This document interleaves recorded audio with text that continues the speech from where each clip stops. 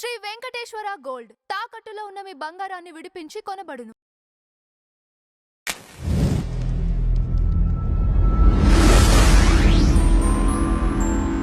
Mega డిఎస్సిపై YCP దీక్షలు. ఎవరికోసం ఈ రచ్చ? నిరుద్యోగుల కోసమా? రాజకీయ లాభం కోసమా? అసలు ఆ నిరసనలు, దీక్షలు చేసే వాళ్లలో ఒక్కరన్నా నిరుద్యోగి ఉన్నారా? ఈ నిరసనలు, దీక్షల వల్ల నిజంగా వైసీపీ పార్టీకి రాజకీయంగా ఉపయోగపడుతుందా? సూటిగా చెప్పాలంటే ఉపయోగం కంటే వైసీపీ పార్టీకి ఎక్కువ నష్టమనే అభిప్రాయం రాజకీయ వర్గాల్లో వ్యక్తమవుతోంది. ఎందుకంటే 5 ఏళ్లపాటు అధికారంలో ఉన్నప్పుడు నిరుద్యోగ సమస్యలపై వైసీపీ ప్రభుత్వం ఏం చేసింది? జాబ్ క్యాలెండర్ పేరుతో ఇచ్చిన హామీలు ఎంతవరకు అమలయ్యాయి? ఇదే ప్రశ్న ఇప్పుడు వైసీపీని నిరుద్యోగులు అడుగుతున్నారు. వైసీపీ అధికారంలో ఉన్నప్పుడు నిరుద్యోగులు గుర్తుకు రాలేదా? నేడు ఈ నిరసనలు ఎందుకు, ఎవర్ని నమ్మిద్దామని చేస్తున్నారు అని యువత వైసీపీని ప్రశ్నిస్తోంది. ఎందుకంటే వైసీపీ ప్రభుత్వం ఆనాడు చెప్పిన మాయమాటలను మాత్రమే కాదు, పాలనను కూడా నిరుద్యోగ యువత గుర్తుపెట్టుకున్నారు. జగన్ ప్రభుత్వ కాలంలో ఉద్యోగాల కోసం ఎదురుచూసిన యువత, జాబ్ క్యాలెండర్ కోసం ఆశగా ఎదురుచూసిన యువత ఈరోజు వైసీపీ చేస్తున్న దీక్షలను చూసి నవ్వుకుంటున్నారు.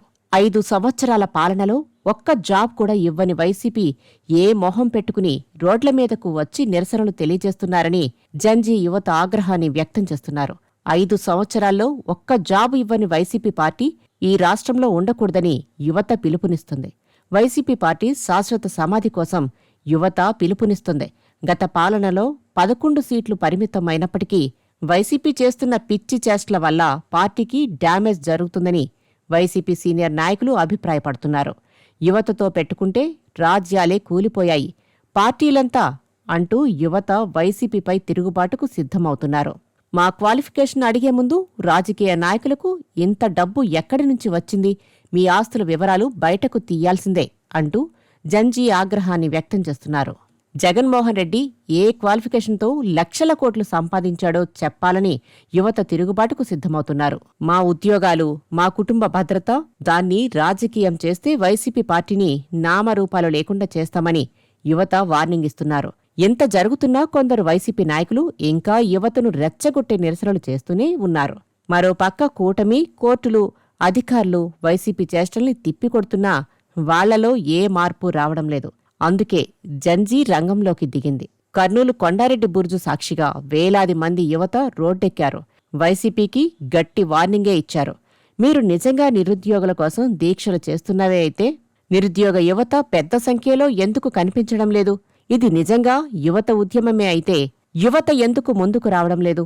ఇది నిజంగా ఉద్యోగాల కోసం పోరాటమైతే ప్రజలు దాన్ని రాజకీయ కార్యక్రమంగా ఎందుకు చూస్తున్నారు అంటూ ప్రశ్నిస్తున్నారు.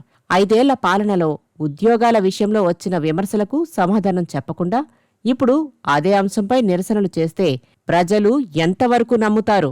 చివరగా వైసీపీకి యువత ఒక రాజకీయ హెచ్చరిక చేసింది. నిరుద్యోగులను రాజకీయంగా ఉపయోగించుకోవాలని ప్రయత్నించకుండా యువతను రాజకీయంగా గౌరవించండి.